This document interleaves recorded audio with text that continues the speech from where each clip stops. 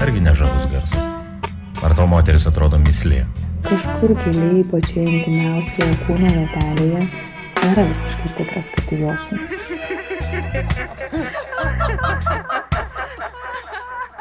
Robertas mane nušautų. Visai manoma, kodėlgi ne? Gal kada nors? Sakiau tau, kad nereikėjo čia eiti.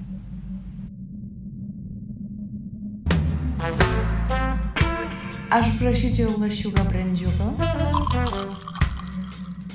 Na kągi, draugai, išgerkim už visą tai, kas gryna ir paprasta, už proto atbukimą, širdies ramybę ir kepenų įsiplėtimą. Aš tik noriu pasakyti, kad tarp jūsų abiejų, tarp jūsų ir žmonos vyksta kažkas tokio. Ką tik sužinau, kad jūs turite sūnų. Tiesa? Jau apie jį papasakojai? Aš nenoriu apie tai kalbėti. Ne, aš noriu žinot, pati viską išpliurpi, kada tas šmikis grįž namo, ką? Aš nenoriu apie tai kalbėti. Betgi tu žinai taisyklės, Daiva! Jis mūsų abiejų vaikas!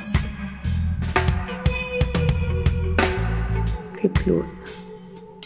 Liūdna.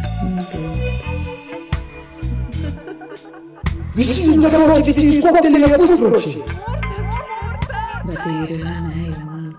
Aš myliu Robertą, kuris man geras ir kurį aš šaulioju, kuris mane supranta ir kurį aš atstumiu, kuris sugeba mane prajuokinti, aš užgniaužyti juoką gerklėje, kuris naktį mane laiko savo glėbiu ir sušildo ir kurį aš kraujo skandžiu, kuris visada išmoksta mūsų žaidimus taip greitai, jog kažko spėja keisti taisyklės. Jis geras vaikas, tas mūsų kūdikis.